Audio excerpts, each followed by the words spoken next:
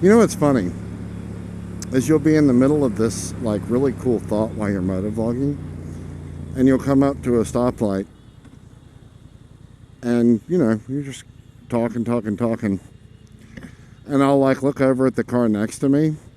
Well, if they've got their windows down, you know, you feel like you're being really quiet, but you're not. And let me say, well, I get some strange looks. Huh, imagine that.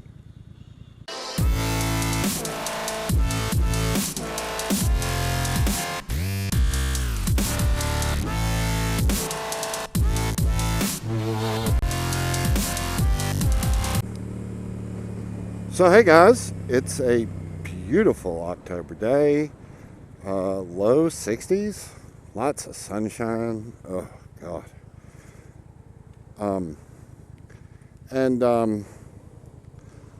So lately I've been looking at bikes, and not getting rid of the FC. I still view this bike as not just a good, but a great street bike to have, light, comfortable. I like the upright seating position for extended journeys. But a second bike, and something suitable for the track. And so, of the many bikes that I'm considering, thanks to my friends at Scoot Richmond, and I'm going to put a link to their website in the description section of this video, I got to spend a little quality time with the Daytona 675, which brings me to my topic today.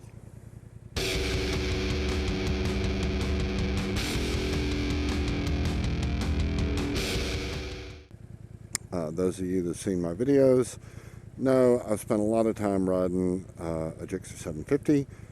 Great bike, fun to ride, love that size. I think Suzuki really has a great design there. It's a well-respected bike. I think it's the sweet spot. Lots of torque, but not so heavy, and usable power for riding in the street. So anyway, spent a little time riding the Daytona 675, and well, let me show you a little footage from that ride.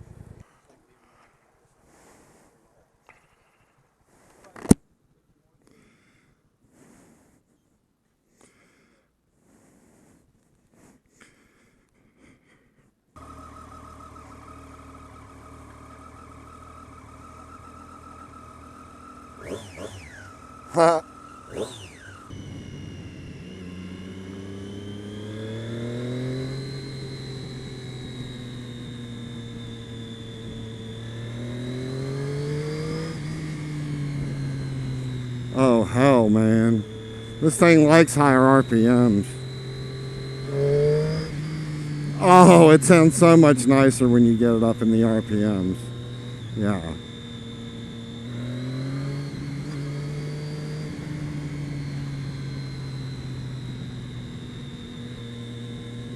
Yeah, this thing doesn't redline until like 16K.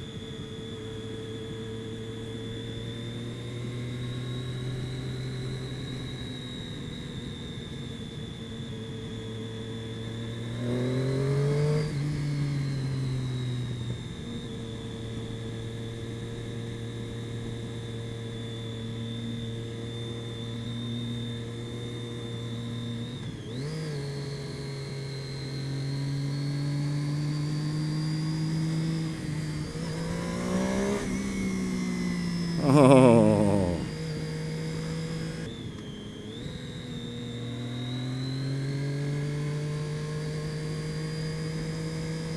It's got that same thing that your bike does with the gear, like, yeah, how much faster do you want to go in this gear? It's not a problem.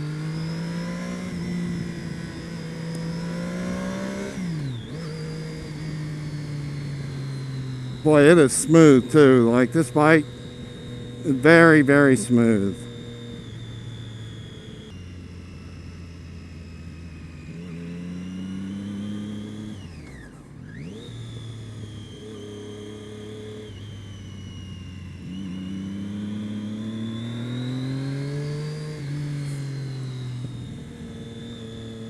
The suspension on this is nice and smooth, but firm.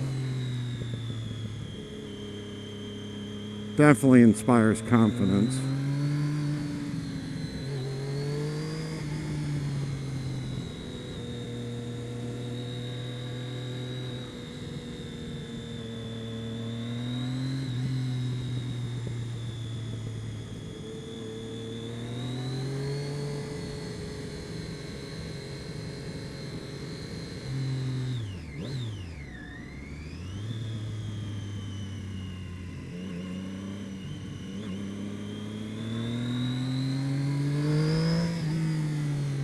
And we're back.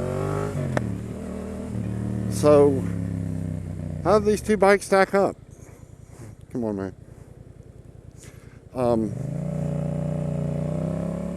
Power-wise, well, let me show you the numbers. Bing.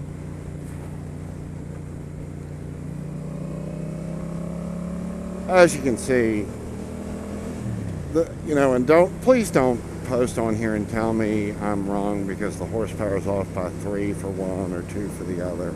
Look, both bikes are 125 horsepower bikes, and both bikes are right about 55 foot-pounds of torque.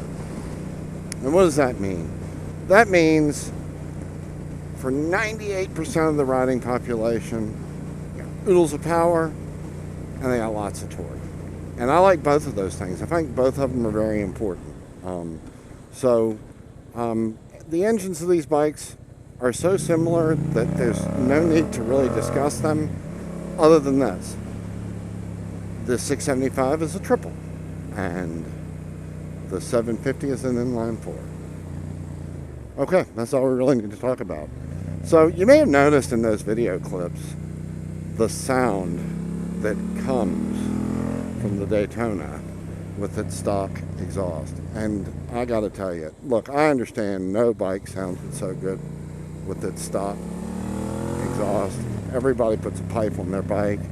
Yeah, okay, whatever. But I gotta tell you, the 675 sound-wise is abominable. It's like a whistling to it. Like, the GSXR sound isn't all that great. And it's never been so loud, but anyway. So, yeah. I'm not a big fan of the sound that you get with the stock pipe on the 675. Suspension-wise, I'm going to give a slight edge to the 675. I think it's got a little more adjustability, and maybe it's just the way the bike was set up that I was riding, but felt a little more confidence-inspiring. Both of them are good, but I'm going to give a slight nod to the 675 on suspension. Brakes, I'm going to give the edge to the GSXR. It comes with those sweet-ass Brembo brakes up front, and those are top of the line. You really can't do any better than that. If you want to get super fancy, put you some steel braided lines on your brakes, make them even firmer, but I think stock, those brakes are great. So I'm going to give the nod on brakes to the GSXRs. As far as looks go, well, I don't mind saying I think the look of the Daytona is better. Number one, I just think it's sharper. I like the way that the cluster looks in the front better. And that's a taste thing. Plenty of people love the way the GSXRs look. It's cool. I'll have to say, there is something about that Suzuki blue that just fits a GSXR, and I do find it endearing. So I think the GSXR looks good. I'm not a criticism. It's just I think the Daytona's a little better. There's also that factor of if you get a 675, you are very likely going to be the only person that you know in your riding circle that has one. And I know like 8 people that ride GSXRs that I ride with often enough that I could ride their bike. So, is that a big deal? I don't know. Maybe not to you. It is to me. It's kind of nice to have a bike that's somewhat unique in your circle of riders, I think. The other thing to consider, and this definitely goes in the Gixxer's favor, is everybody likes to, not everybody, most people like to mod their bikes. Well, if you want to look for things like aftermarket pipe, levers, for any kind of farkle, mirrors, whatever you're looking for, man, there is no bike better than the Gixxer for aftermarket pipe for parts. They've been making them forever. There's a lot of commonality between the 600, the 750, and the 1000. A lot of similarities in the chassis and all that. And because of that, there is a cornucopia of aftermarket parts available for the Gixxer. So in that sense, it wins hands down.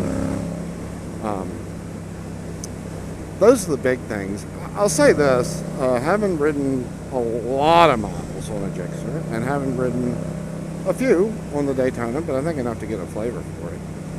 Those bikes are way more similar than they are different. They both handle well.